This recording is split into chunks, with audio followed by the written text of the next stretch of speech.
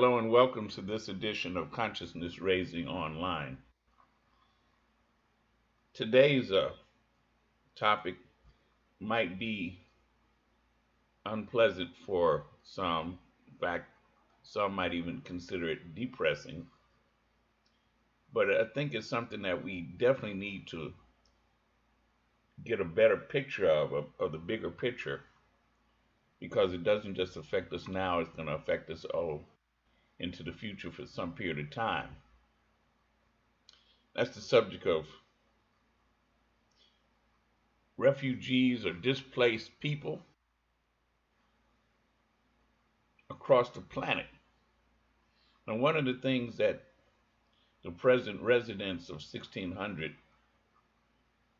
uses as part of his propaganda platform is to rail against the illegal, as he calls them, illegal aliens. There's this great fear of the illegals. And he focuses uh, mostly on Mexicans, but actually he takes on South Americans, period, and people planet wise that are not white, um, and that resonates with a lot of white people in the United States because they have such a fear of a black planet. Now, I want to share a little bit of information right now about some of the history of refugees and displacements and forced migrations and deportations. But I want you to get in your head, wrap your head around this. At this present time, in 2019, there are approximately 71 million forcibly displaced people worldwide. And that breaks down to roughly 41 million internally displaced people. What that means, people who have been forced out of their homes but not out of their country yet. Okay? And that's not just around the world. In actuality, that includes the United States. What are homeless people? Homeless people are displaced people. And they're displaced, they're internally displaced. They're out of their homes, but they're not out of their country. You follow me? And we have a growing population of internally displaced people. One of the things that's been, in a way, almost fascinating to watch is the growing number of displaced people in California, in LA, even in places like Oregon and it's amazing because all across this country, especially in major cities, you have this growing population of internally displaced people, people who are homeless.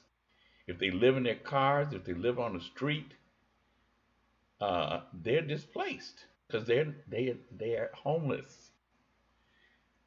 And the way the media, American media, deals with it is not by comparing them to other countries.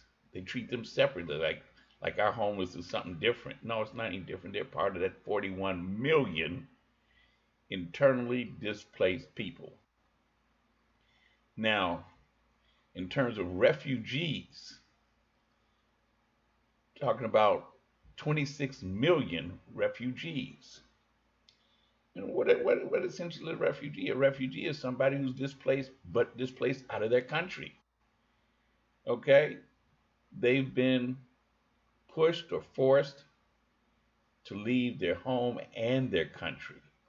26 million people. Think about that. You're going to see some of them in the next few minutes. Um, it, it boggles my mind because there's almost no um, consciousness of this in this country with most people. The idea that there's 26 million men, women, and children. Huge number of them are children, and they're basically wandering in different countries, trying to. In some places, they might be at a camp. In some places, they just walking, just trying to find somewhere to lay down. Sometimes, trying to get some food.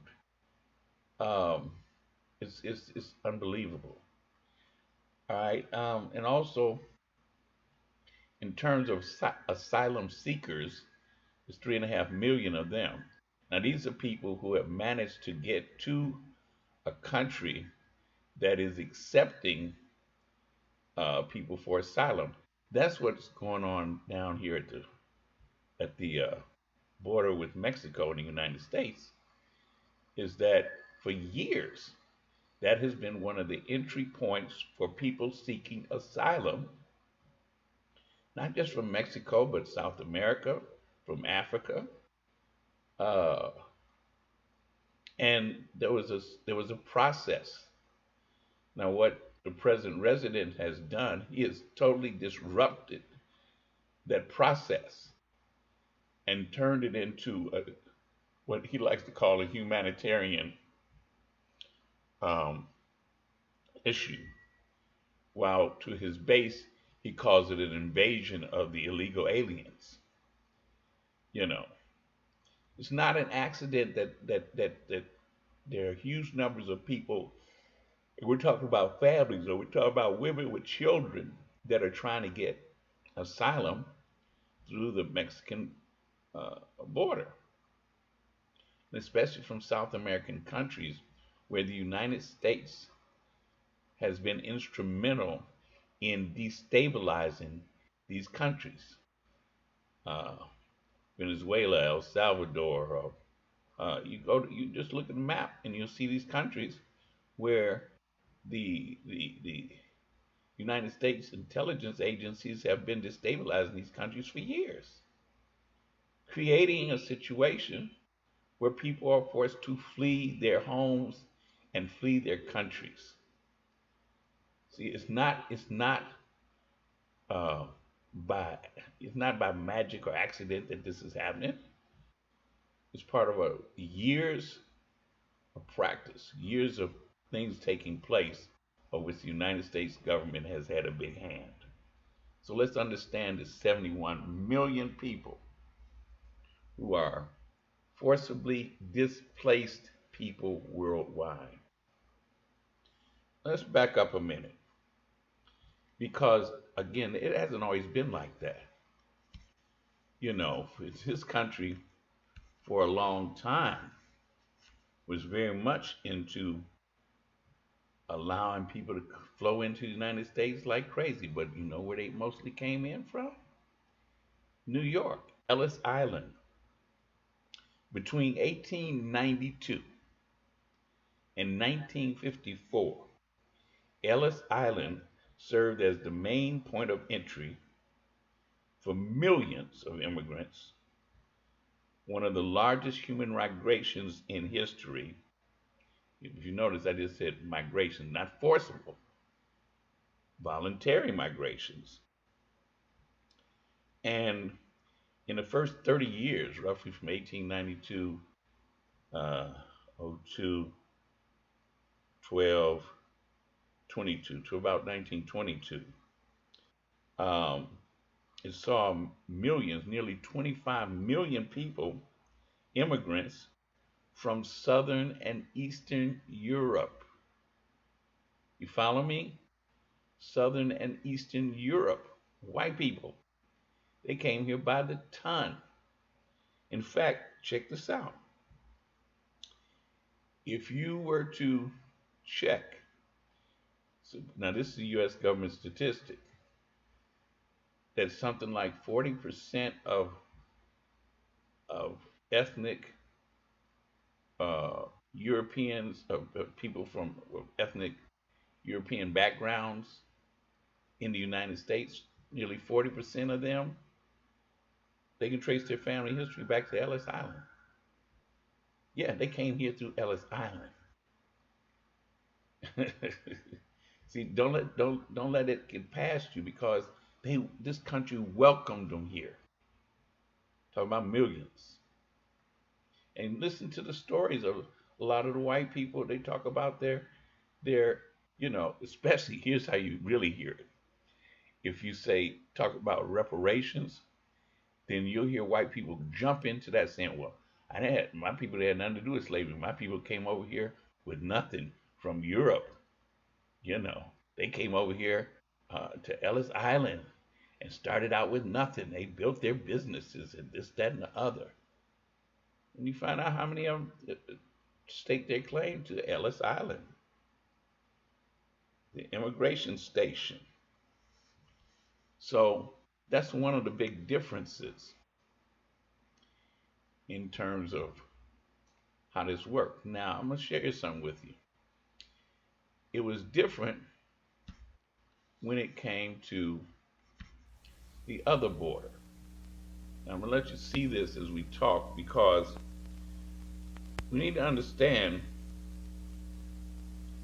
that in the beginning or in early stages, in fact, a lot of people believe this to this day. They believe that Mexicans came to the United States to take jobs from American workers.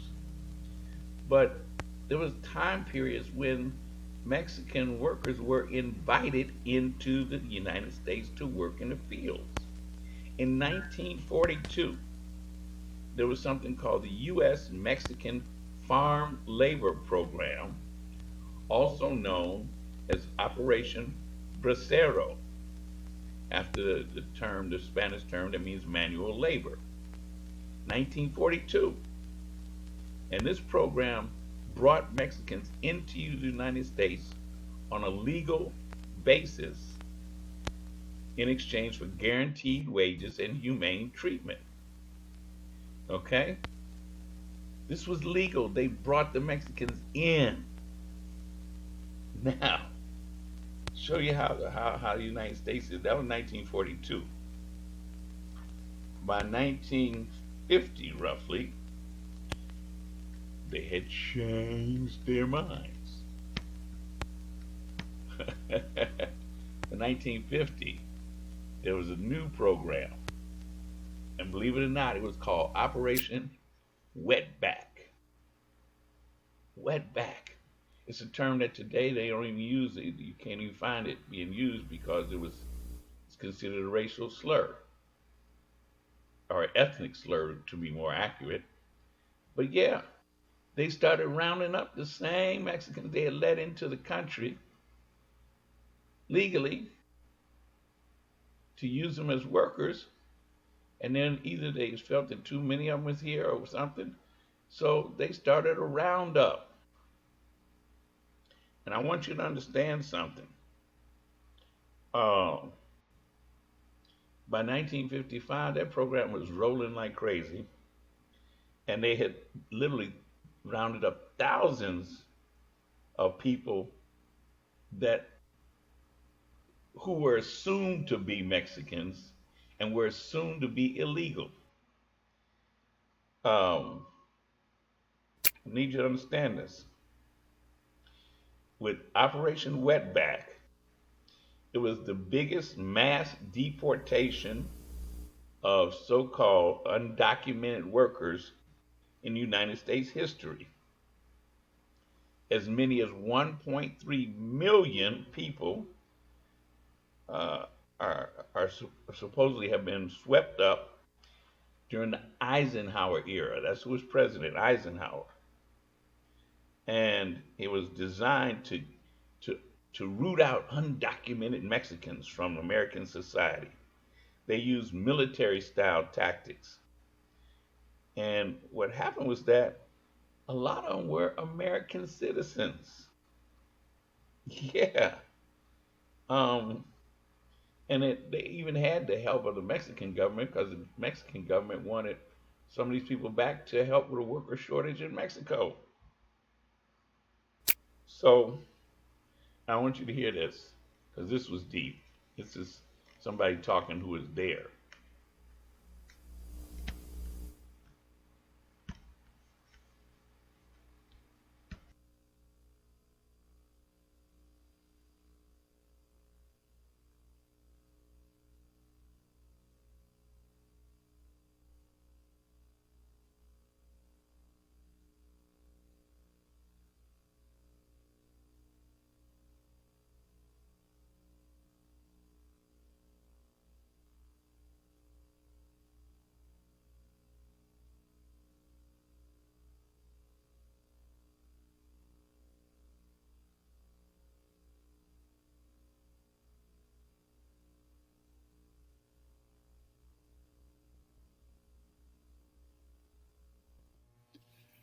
In the early 1950s, the INS launched Operation Wetback.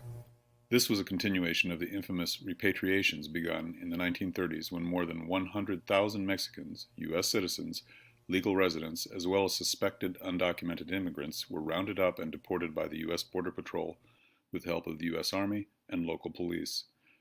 It is estimated that by the time Operation Wetback ended in 1955, over 1 million Mexicans, including U.S. citizens, were deported to Mexico.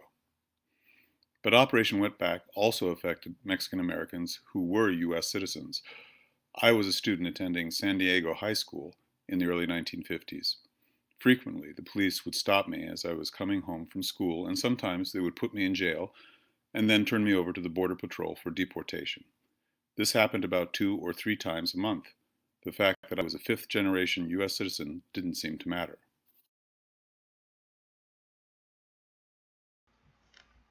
Yeah, that was by somebody who was there, who was part of it. Um, it was such a huge campaign, this Operation Wetback, that even had movies and stuff. In fact, I ran across one movie starred Lloyd Bridges. Now, Lloyd Bridges, when I was growing up, I knew Lloyd Bridges from Sea Hunt. And that was a TV show where he was actually a scuba diver and did lots of stuff. And in his TV show, it wasn't fake, it was real, he was really a diver. But he actually was the patriarch of a Hollywood dynasty because his sons, the Bridges brothers, check him out. There's two or three of them that are uh, been long time Hollywood stars. But what they were doing during Operation Wetback, we should understand it because this is what the present resident is talking about doing now. Yeah. And where do you think he got the idea he could do that? He got it from history of the United States. Let's check this out.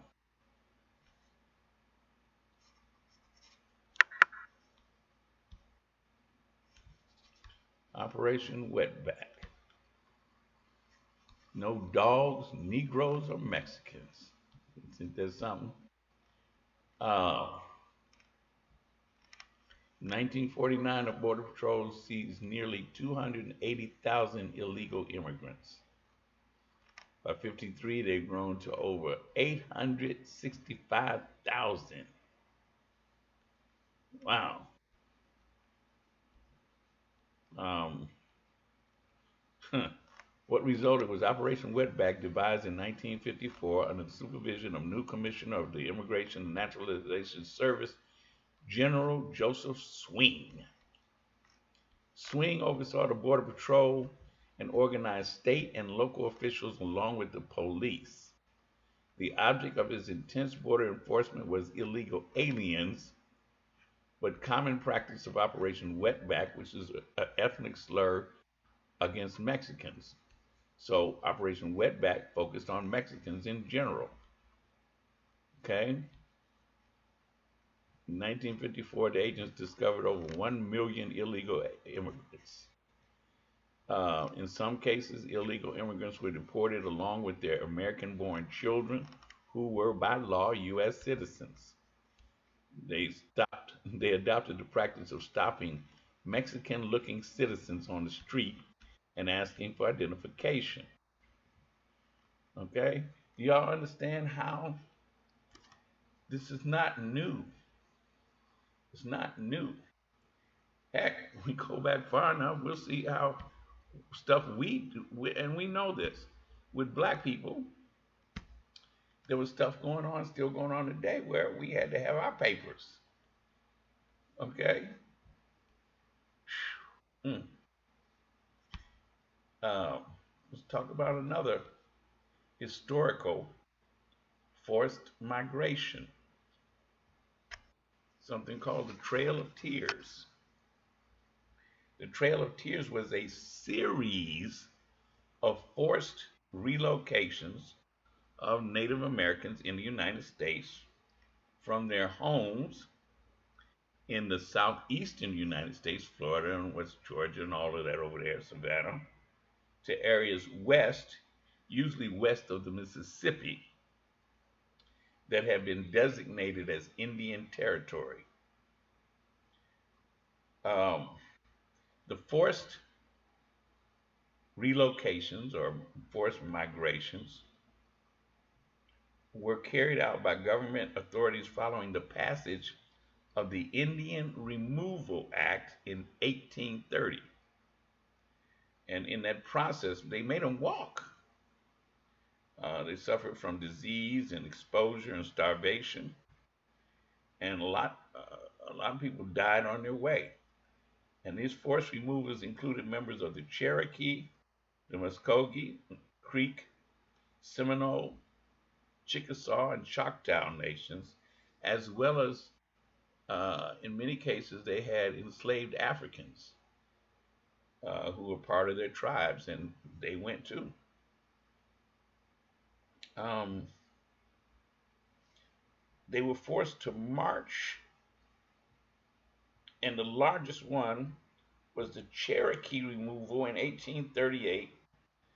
That was the last forced removal east of the Mississippi, and that happened because of the discovery of gold near Dahlonega, Georgia, in 1828, which resulted in the Georgia Gold Rush. Did you know there was such a thing, the Georgia Gold Rush? Stuff they don't put in the history books.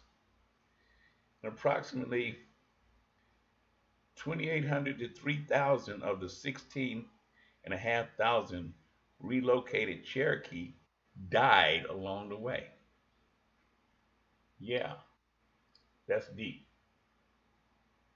Okay, there was forced migration here. And when you think about it, yeah, how do you think all the native people got pushed off their land? Forced, forced migration. Yeah. In this case, it was displacement because they were pretty much um, in their own. It was still the same country. It wasn't the United States, but this landmass was considered one landmass, and they just pushed them off if they wasn't killing them.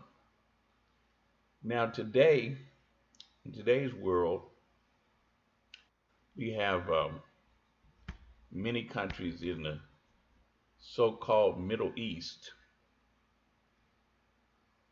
um, which is a terrible word, terrible phrase.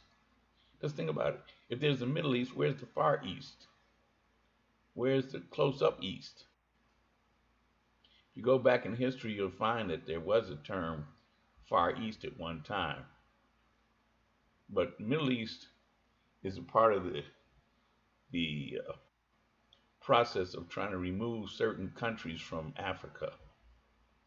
But there's so much going on in so-called Middle East. One of them is Syria, but you have literally hundreds and hundreds of thousands of people who have been forced off their land and more out of their countries. Yeah, think about this. Where are these, what are these people going to do? See, this happened before with the Palestinians, and they have never gotten back their land. Um, this is kind of sad, but when I talk to young people, even some who are college educated, here's a question I ask them. I say, do me a favor, go to a map or go to Google and look up Palestine in 1945. Okay? And they can go and search engine it, and they'll find on a map a country called Palestine in 1945. I said, now go to a map of the same area in 1950 and show me Palestine. And they'll go to a map that says 1950, but there's no longer a Palestine. It says Israel. And I say, now, how did that happen? Palestine just disappeared? And what happened to the people who live there? Sometimes it causes them to do more research and they begin to learn something about what's been going on, what's still going on there, which I won't get into now. You need to do your own research because I'll get labeled as anti Semitic in a minute. But the idea of displaced people, just boggles my mind. But see, again, it's not the first time it happened. You know what the largest forced migration in history was, in the history of the world? Yeah, the slave trade, the African slave trade. Think about it. Both the one, what they call the Arab slave trade, and the, uh, I guess you call it European slave trade. But they took Africans out of Africa. There's 40 going, like 40 going north and in west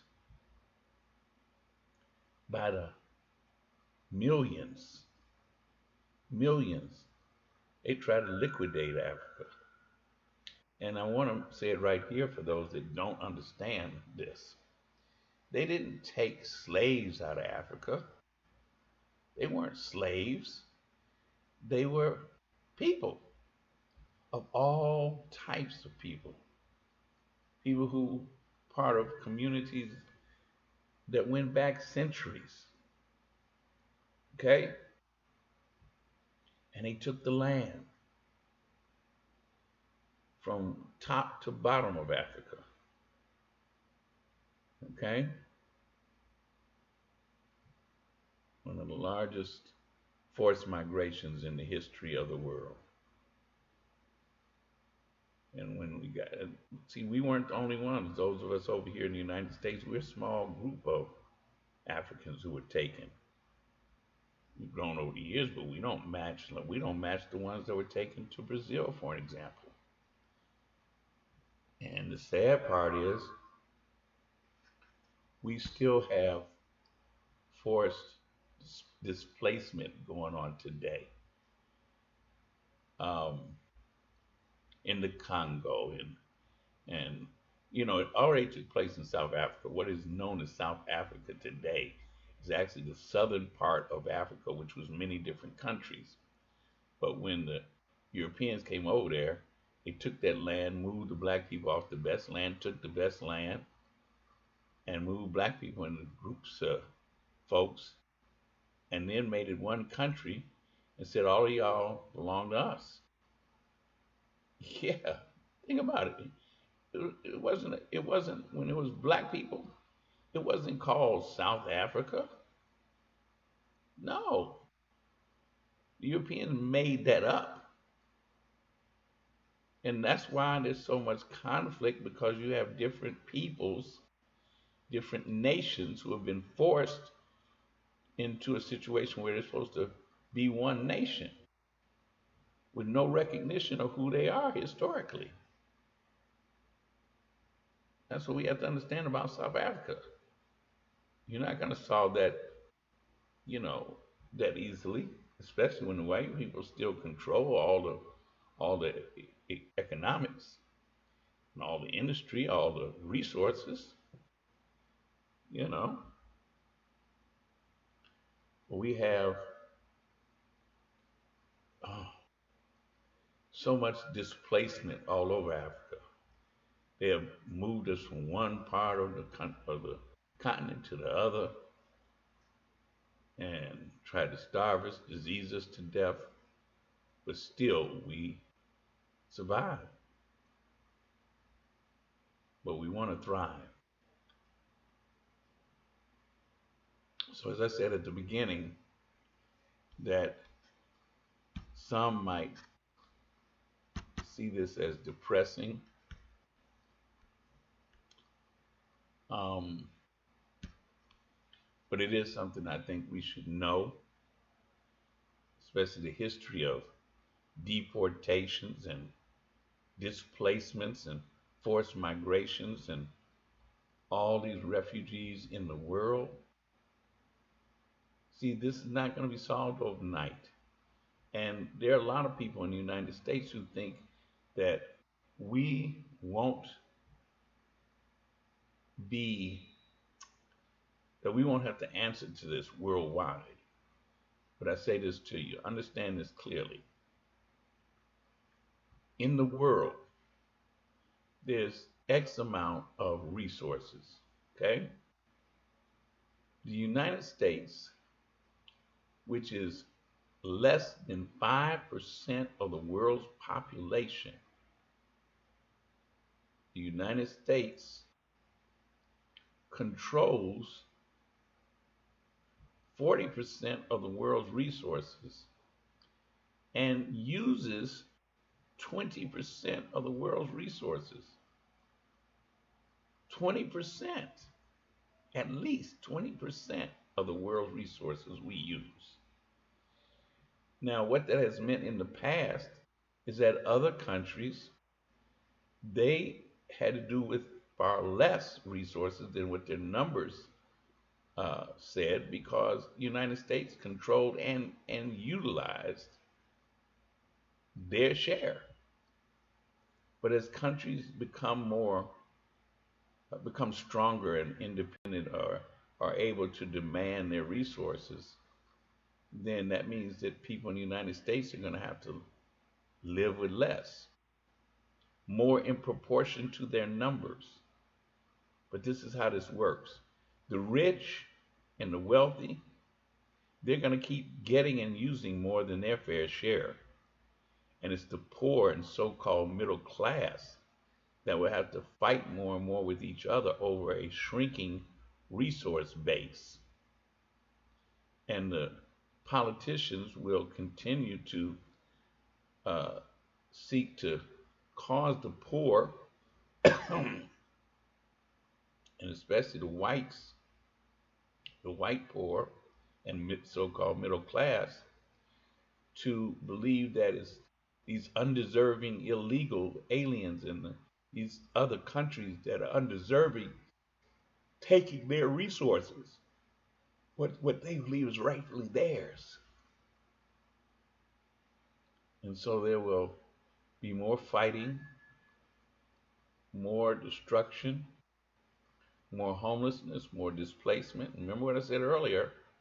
You got um, internal displacement here in the United States. That's going to grow. It's going to be more people homeless, not fewer. And if we allow for that same guy to continue to be president, the present resident, allow him to win again, it ain't going to get better, y'all. So I close with my saying, which is no justice, no peace, no love. KNOW.